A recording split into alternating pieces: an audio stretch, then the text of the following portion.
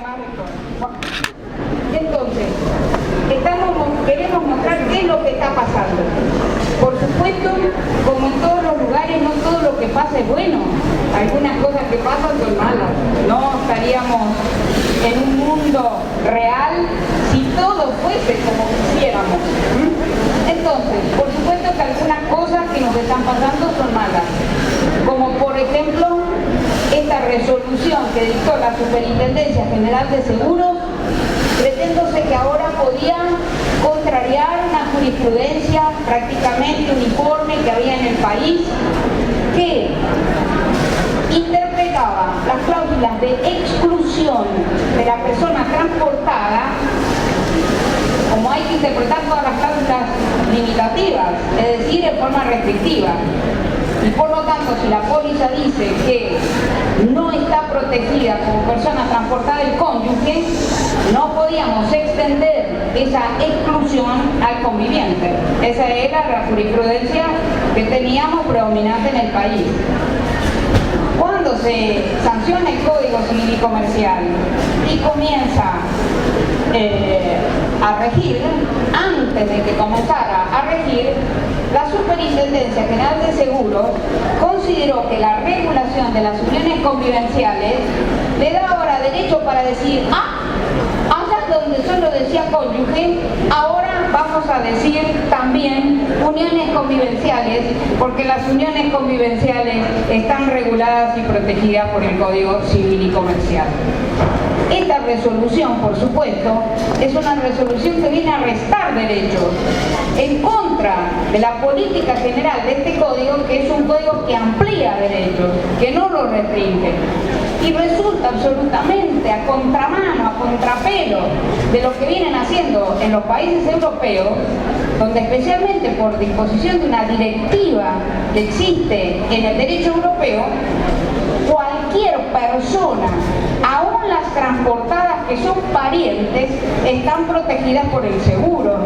Entonces, mientras allá llega al Tribunal de la Unión Europea un caso en el que se discute si está protegido el asegurado que no conduce, fíjense ustedes, el asegurado que no conduce, y el tribunal dijo sí está protegido, el único que no está amparado por el seguro es el que conduce, porque ese es el que le podemos echar culpa grave, etcétera, etcétera.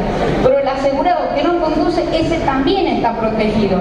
Resulta que mientras allá amplía la protección de esta manera, nuestra superintendencia se aprovecha, mal por supuesto, de una norma protectora para ahora excluir derechos. Otro caso que podríamos señalizar como de aplicación incorrecta del Código Civil es una sentencia que ha dictado un juez de primera instancia de Rosario, que esperamos que sea revocada por la Cámara, en la que hace lugar a la protección que le solicitan los amparistas para que el sistema de la seguridad cubra las técnicas de reproducción humana asistida, pero que, invocando el artículo 19 de nuestro Código Civil y Comercial, dice que los médicos que realicen la práctica tienen que implantar de una vez todos los embriones que hayan realizado, lo cual está implicando en realidad la prohibición de la crioconservación de embriones. Si este juez hubiese conocido el caso Artavia, que fue invocado incluso por el senador Filmus durante la discusión del artículo 19, obviamente no podría haber resuelto de esta manera y resolver de esta manera, resolver en contra de lo que dice la Corte Interamericana. Pero salvo estos casos así excepcionales, nosotros podríamos decir que la jurisprudencia de nuestro país en estos 60 días está mostrando una gran ampliación de los derechos. Veamos, por ejemplo, en materia de derechos de la persona. El leading case en esta materia, evidentemente, es el caso de la Corte Suprema de Justicia de la Nación, que aplica el artículo 64 y que acepta la libertad, la autonomía que tiene una pareja para elegir el apellido de sus hijos, cuál va primero, cuál va segundo. Y entonces dice la Corte, no tengo necesidad de declarar la inconstitucionalidad del régimen anterior porque ya tengo un artículo 64 que le está dando la razón a estos litigantes que están reclamando la igualdad. Esa igualdad que incluso se ha expresado ante el propio registro civil sin necesidad de ir a los tribunales, cuando a muy pocos días de la sanción y puesta en vigencia del Código Civil y Comercial, una pareja que había vivido en unión convivencial durante muchos años viene al registro y el señor dice: amo a esta mujer, quiero llevar el apellido de ella. Entonces, una norma que nosotros creíamos que nunca nadie iba a invocar, pues aquí también se ha invocado. En materia de trasplantes, hay una decisión muy interesante en un amparo en el que un juez permitió el donante vivo para proteger la vida de un niño que necesita un trasplante hepático, un niño de 11 meses, y aunque no es pariente, lo autoriza porque verifica que no hay detrás de esto ningún comercio. Por supuesto, esto viene de la ley trasplante, el Código Civil y Comercial no ha producido ninguna modificación, pero lo interesante es que este juez cita el artículo 59 del Código Civil y Comercial y le dice a los médicos: hagan este trasplante y cumplan con lo que dice el artículo 59. En materia de personas con capacidad restringida, aún en casos dudosos, vemos cómo está avanzando el Código Civil y Comercial. Este caso que estamos citando de Córdoba es un caso muy interesante en el que un sordomudo que no sabía darse a entender por escrito ha iniciado un juicio contra un señor contra el que trabajaba, y ese señor que sabía que este era sordomudo pero que no lo habían declarado incapaz, pero se ve que incapaz no era tanto porque había trabajado con este señor y había llevado adelante el juicio, etcétera, pero a los fines de paralizar el juicio, dice el demandado: no, este señor, de acuerdo con el Código Civil, sordomudo que no sabe darse a entender por escrito, incapaz, a mí después no me vengan a declarar la nulidad de todo este juicio, vamos a suspender el juicio, por tanto se le designe un curador. El juicio tiene que resolverse con posterioridad a la entrada en vigencia del Código Civil y Comercial, y entonces, ¿qué es lo que hace este juez? Dice: mire, este señor, de acuerdo con el nuevo Código Civil y Comercial, no es un incapaz, le vamos a designar nada más que un sostén, un soporte para que lo ayude, pero el juicio sigue adelante, no se suspende, vamos adelante para ver si tiene derechos en este juicio. Otro caso también muy interesante que viene de Gualeguay es el caso, como suele suceder muchas veces, ¿no es cierto?, una familia que se lleva mal, especialmente con una segunda unión. La mujer le había dejado a su esposo que le administrara los bienes, pero la hija de un primer matrimonio obviamente tenía desconfianza de este señor. Entonces, frente a esa desconfianza, no tiene nada mejor que pedir un juicio de inhabilitación de la madre. Ese juicio de inhabilitación de la madre lleva casi 4 años de trámite, una cosa tremenda. Y finalmente, entonces, el Ministerio Público, cuando entre en vigencia el nuevo código y frente a nuevos dictámenes interdisciplinarios que se hacen de esa mujer, dice el Ministerio Público: bueno, mire, designémosle un sostén, un apoyo a esta mujer, porque aunque ha venido acá, aunque le hemos escuchado, que hemos visto que tiene discernimiento, etcétera, etcétera, lo cierto es que no tenemos todavía la alta médica. Entonces, la Cámara, en mi opinión, muy correctamente, dice: mire, señor, esta señora no es incapaz, no necesita apoyo. El problema que tiene esta señora es un problema familiar. Lo que tenemos que hacer es pedirle ayuda a los equipos interdisciplinarios, incluso los que no pertenecen al Poder Judicial, en Gualeguaychú, los que pertenecen al municipio, si el que viene, para recomponer esta situación familiar. Pero no hay por qué andarle designando ni sostener ni nada, porque esta mujer ni es incapaz ni es una mujer con capacidad restringida. Son jueces que miran la realidad, invocan el Código Civil y Comercial porque entienden que en el Código Civil y Comercial es que los obligan a mirar la realidad realidad de las situaciones familiares. Respecto a la intervención del Ministerio Público, también estamos viendo sentencias muy interesantes, algunas como esta de la Corte de la Provincia de Mendoza, sin tampoco demasiada creatividad porque es la continuación de la jurisprudencia de la Corte Suprema de la Nación, que dice que cuando hay un incapaz y no se le da intervención al Ministerio Público, el procedimiento es nulo, cualquiera que sea la instancia donde ha faltado esa intervención. Pero acá lo interesante es que esta persona no había sido declarada incapaz. Una persona que sin declaración de incapacidad alguna seguido el juicio lo viene perdiendo. Entonces, como lo viene perdiendo, se justifica esa declaración de nulidad para que se reanude este juicio y ver si con una buena defensa puede, en fin, tener mejor suerte en el expediente. Un caso que viene de Corrientes también es muy interesante porque acá la Cámara invoca que conforme la nueva regulación del Código Civil y Comercial en materia de intervención del Ministerio Público, la falta de intervención de ese Ministerio no crea una nulidad absoluta, sino que es relativa y puede ser confirmada después. ¿Cómo era este caso? Este es un caso de violencia familiar. La propietaria del inmueble, una anciana, tiene muchos problemas con su nuera. Al parecer su nuera es muy violenta, le pega, hay violencia física y psicológica de parte de la nuera contra la suegra. En el inmueble viven los nietos, es decir, los hijos de la mujer violenta, y un abogado muy inteligente, en mi opinión, plantea en un juicio de violencia la exclusión de la nuera, pero no de los nietos. Que los nietos sigan viviendo con la abuela en la casa. Entonces los nietos no se ven privados de vivienda y no se le da vista al Ministerio Público.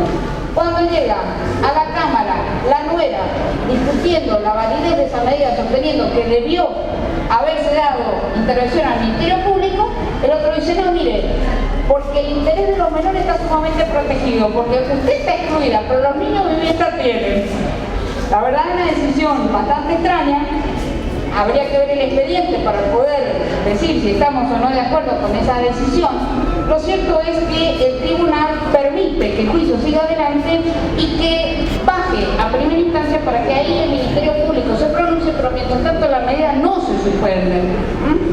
Bien, en el derecho de familia, que es donde, por supuesto, esperábamos mayores reacciones por parte de la jurisprudencia, ya que por parte de la doctrina habíamos tenido tantas reacciones negativas, lo primero que tendríamos que señalar es que ha desaparecido de las sentencias judiciales el lenguaje discriminatorio, el lenguaje cosificador.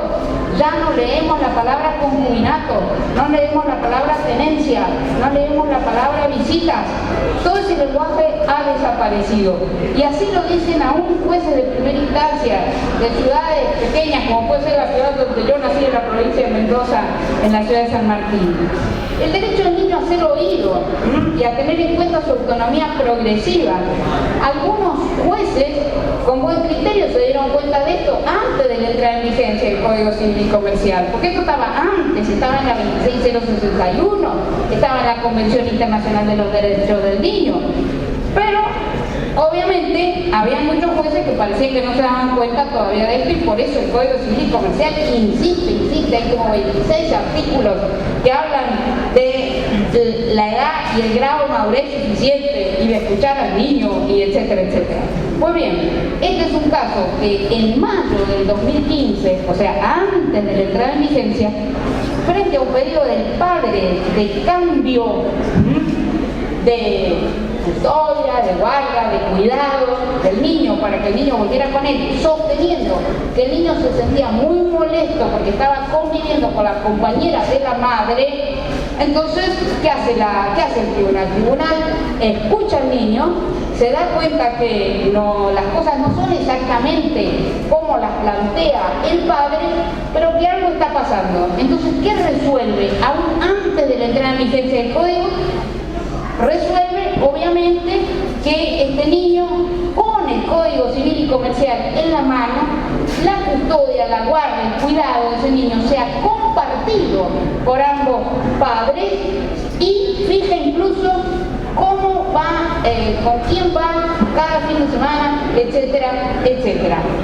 Como digo, esto que algunos se dieron cuenta antes Otros países que se dieron cuenta tardíamente. Así, por ejemplo, el Tribunal de Trelew, cuando el 21 de agosto del 2015 dijo que iba a aplicar, aun cuando el expediente había sido dictado en sentencia en primera instancia por normas del Código Civil, y este tribunal, como ustedes recordarán, había dictado un plenario que sostenía sin distinguir que si en primera instancia se había aplicado el Código Civil, ellos iban a aplicar el Código Civil de la Cámara. O sea que no se aplicaba el Código Civil en la Cámara, sí, el nuevo Código Civil y Comercial, sí, en primera instancia solamente se había mencionado el Código Civil. Sin embargo, cuando les llegó este caso, el tribunal dijo, el artículo 26 del Código Civil y Comercial, voy a aplicarlo. Y lo voy a aplicar porque es una norma de orden público, como son todas las normas relativas a los derechos de los niños. Por lo tanto, como en primera instancia no se lo escuchó, declaro, revoco lo que se resolvió en primera instancia, que era un régimen de comunicación tratando de revincular a la niña con la madre, que la madre tenía una nueva pareja, y la Cámara dice, no hay por qué obligarla a una revinculación que una niña con autonomía progresiva no quiere tener revinculación con la madre. Entonces, la Cámara, no obstante que tenía que el plenario, dice, sí aplico el nuevo Código Civil y Comercial porque es una norma de orden público. Entonces, toda esta discrepancia que he tenido yo originariamente con aquel plenario de Trelew, parecería que no discrepamos demasiado, porque por supuesto si las normas son supletorias no se aplican a las relaciones preexistentes, no es el artículo 7, y si son imperativas ellos sostienen que se aplican, así que ¿cuál es el terreno de la discusión? Parece que bastante poco. Me alegro muchísimo de coincidir ahora con la Cámara de Trelew, aunque no sé si estoy de acuerdo con lo que resolvieron aquí, porque un proceso de revinculación parecería que nunca es el negado, salvo casos excepcionales que no sabemos si existían en este caso. Muy bien. El Tribunal de Corrientes, un Tribunal de Corrientes también, un juzgado de primera instancia, hizo lugar a la autonomía progresiva de la niña en un caso extraordinario. Esto se trata de un padre abandónico que está cobrando un subsidio por la hija y lo cobra él y no pasa nada a la hija, que vive con la tía.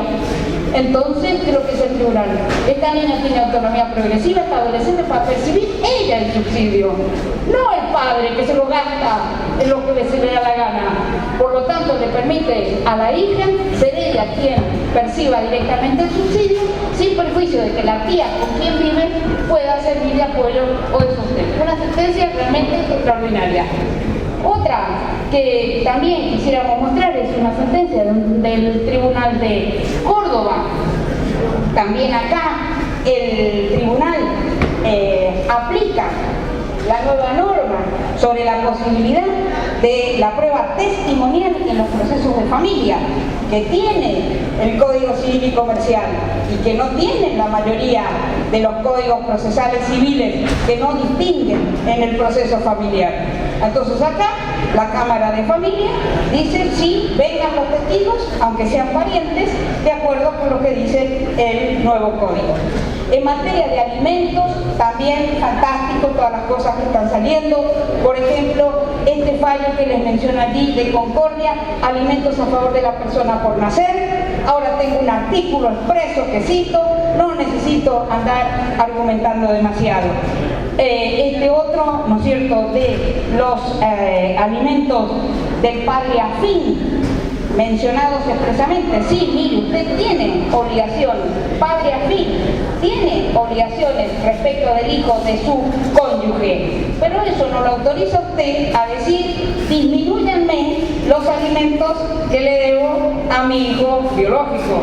Y señala muy bien la sentencia que primero tenemos que cumplir con las obligaciones de nuestros hijos biológicos, porque el padre afín va a pasar alimentos, sí, pero el primero que los tiene que pasar también es el padre biológico de ese niño, y la sentencia lo destaca y muy bien. En materia de legitimación de la madre para reclamar por el hijo mayor que convive con ella que este código también está resolviendo en forma expresa, te guste o no te guste, pero con normas expresas, de modo que ahora ya no estamos discutiendo sobre la legitimación. Una sentencia que quiero destacar de la Sala H que integra el doctor Claudio Kipper, muy interesante, en el que una hija se pone de acuerdo con el padre y cede los derechos que a ella le correspondían a partir de la mayoría de edad, los anteriores. Ella llega a la mayoría de edad y cede esos derechos que tenía, poniéndole una barrera a la legitimación de la madre. La sala, con un realismo extraordinario, dice: no, mire, esta chica no podía ceder algo y dejar a la madre, que es la que la ha estado alimentando durante todo este tiempo, sin poder percibir esas cuotas alimentarias, y por supuesto declara inoponible esa cesión y permite que siga la madre con el juicio. En materia de intereses por alimentos atrasados, aunque hayan sido convenidos, también la Cámara de Mar del Plata hizo lugar a una sentencia en la que no se habían reconocido intereses, porque se decía que como habían sido convenidos conforme la norma del código, si los intereses no han sido convenidos no se deben. Entonces la Cámara, con gran realismo, dice: no, mire, acá vamos a aplicar el nuevo Código Civil y Comercial que protege los créditos alimenticios. Estos son intereses moratorios que vienen desde atrás, no hay por qué no condenar al pago de esos intereses. El reconocimiento del trabajo de la mujer en el hogar para la determinación de qué cuota alimentaria le corresponde al padre y a la madre ha sido expresamente reconocido en esta sentencia de la Cámara de Azul, citando también el nuevo Código Civil y Comercial. Una cosa que nos llena de satisfacción es verdaderamente el fin del divorcio contencioso a lo largo y a lo ancho del país. Nuestros jueces le han dicho no, le han puesto una lápida a el divorcio contencioso. Queremos que los conflictos se resuelvan pacíficamente, no queremos más declaraciones de inocencias o culpabilidades. En materia de comunicación de los abuelos, esto también existía en el régimen anterior, pero parecía que no, pero sí es una norma viejísima que tenemos en el código, que quien está obligado a pasar alimentos tiene derecho a comunicación. Bueno, acá hemos tenido que llegar a una cámara para que a un abuelo se le reconozca este derecho, y citando también el nuevo Código Civil. En materia de adopción de integración, las sentencias son extraordinarias, todas las que tenemos. Por ejemplo, esta de Córdoba es el caso de una adolescente que está prácticamente integrada a la familia que ha conformado su mamá, que la ha tenido a ella como mamá soltera, con otro señor. Ella se siente totalmente identificada con él la adopta, pero con el régimen anterior era una adopción de integración que solamente podía ser adopción simple. Ella quiere la adopción plena, y quiere la adopción plena porque quiere su apellido, etcétera, etcétera, y los jueces le conceden la adopción plena. Este otro caso de Corrientes también es de otra adolescente que se siente sumamente integrada, pero el padre la ha reconocido, aunque muy débiles los vínculos existen. Entonces el tribunal declara la adopción simple, pero admite a pedido del adolescente que llevar el apellido del adoptante como primer apellido con el cual ella se siente absolutamente identificada. Y este caso de Río Negro es el más maravilloso de todos, en mi opinión. Es el caso de una familia que tiene dos niños que ya son adolescentes, vienen de distintas familias. El juez los llama, les explica lo que es la adopción simple, lo que es la adopción plena. Uno de los adolescentes dice: yo quiero adopción plena, quiero estar con esta familia, quiero ser mi familia, mis abuelos, mis tíos, ¿verdad?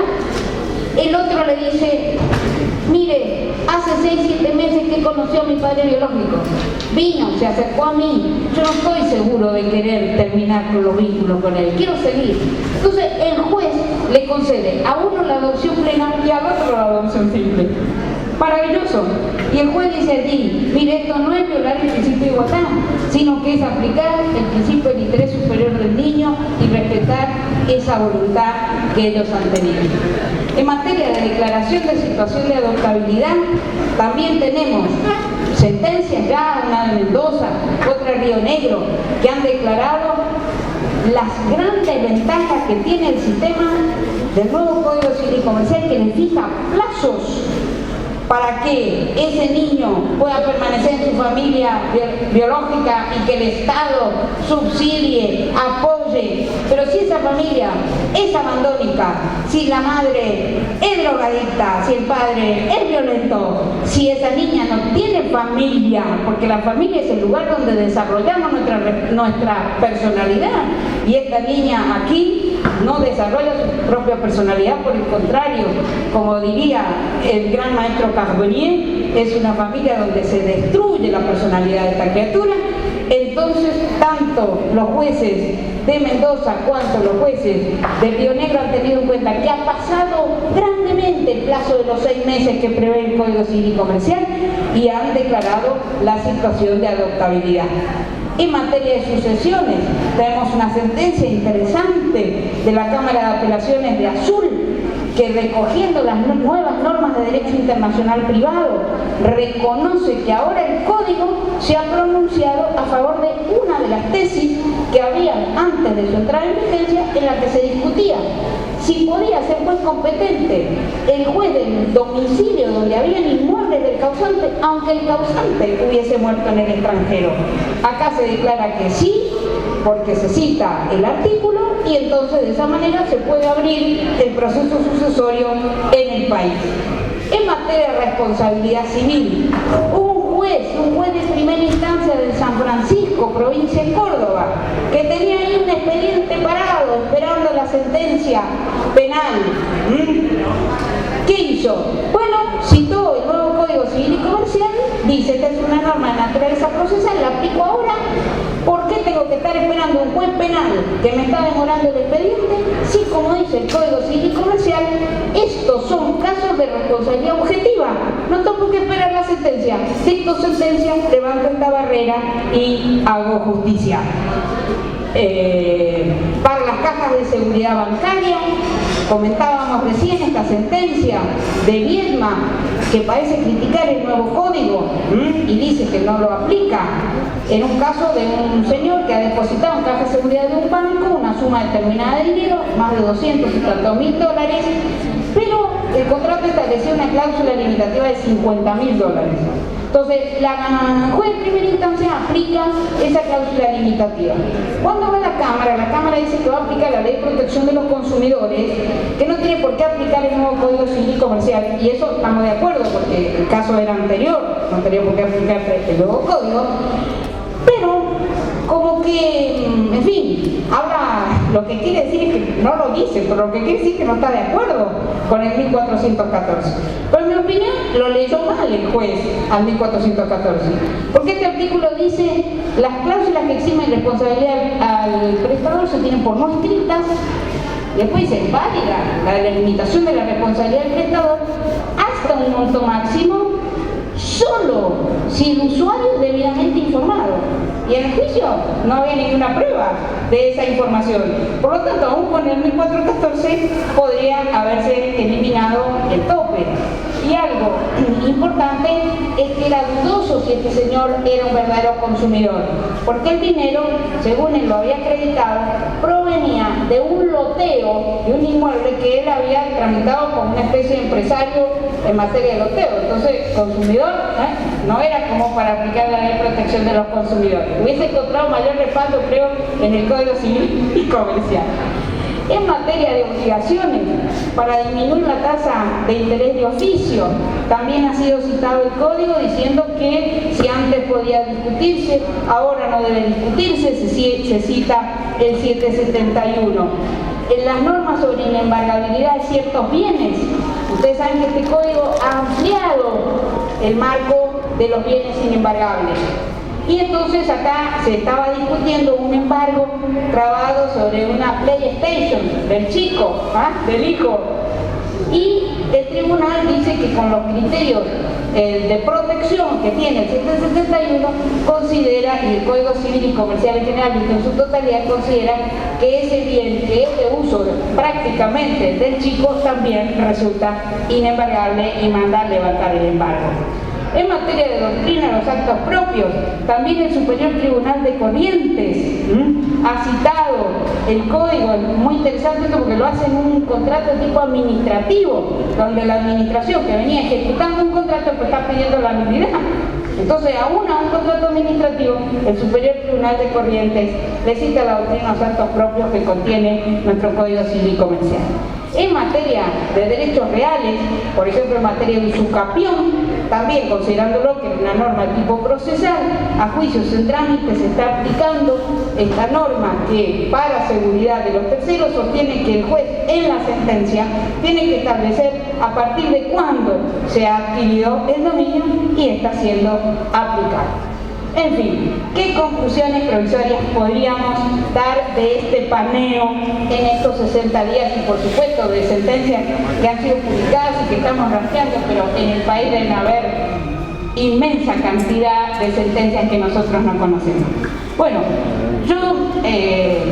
mi marido Nero, que me ayuda mucho, como muchos de los que están aquí sentados saben, me encontró esta frase magnífica de don Federico de Castro, escrita al concluir su juicio sobre el Código Civil Español del año 1889. Por supuesto, le está escribiendo en un tiempo muy posterior al 1889, lo está escribiendo en su maravillosa obra sobre derecho civil de los años 30. Entonces, cuando hace ese juicio crítico sobre ese código, y vamos a hacer una especie de paralelismo para cerrar nosotros acá, y cualquier coincidencia o sea, cualquier semejanza, como dicen las películas, simple coincidencia. Dice don Federico de Castro al finalizar su capítulo, dice: nace el Código Civil en tiempo de la regencia de doña María Cristina, momento de apariencia gris, en el que un tranquilo alternar de los partidos había restablecido hábitos de paz y de convivencia. No había grandes ideales que impusieran el anhelo de profundas reformas, ni una ciencia del derecho de severa técnica que pudiera intentar una obra doctrinalmente original. Los hombres a los que se debe el código eran personas de inteligencia, eso no sé si se puede decir de nosotros siempre, de curiosidad, eso sí, y de gran experiencia práctica, también eso creo que se puede decir de nosotros. Y decía don Federico, de la superioridad del texto de 1889, la superioridad se basa en que mientras el proyecto del año 1851 tenía carácter predominantemente teórico, el código fue inspirado por hombres que reunían la condición de políticos activos, creo que acá está queriendo decir hombres que conocían de la realidad, y de abogados en ejercicio. Y dice don Federico de Castro: no es el código la obra cumbre que correspondía a nuestra gloriosa tradición jurídica, y eso lo repetimos del Código Civil y Comercial, en el que hemos trabajado más de un centenar de personas en la Argentina. Ciertamente no es el código, este Código Civil y Comercial, la obra cumbre que corresponde a nuestra gloriosa tradición jurídica. Pero, dice don Federico, dentro de su consciente finalidad modesta, ha sido y sigue siendo útil. Sus autores merecen respeto, no lo sé, eso lo dirán las generaciones futuras. Agradecimiento, no lo sé, lo dirán las generaciones futuras.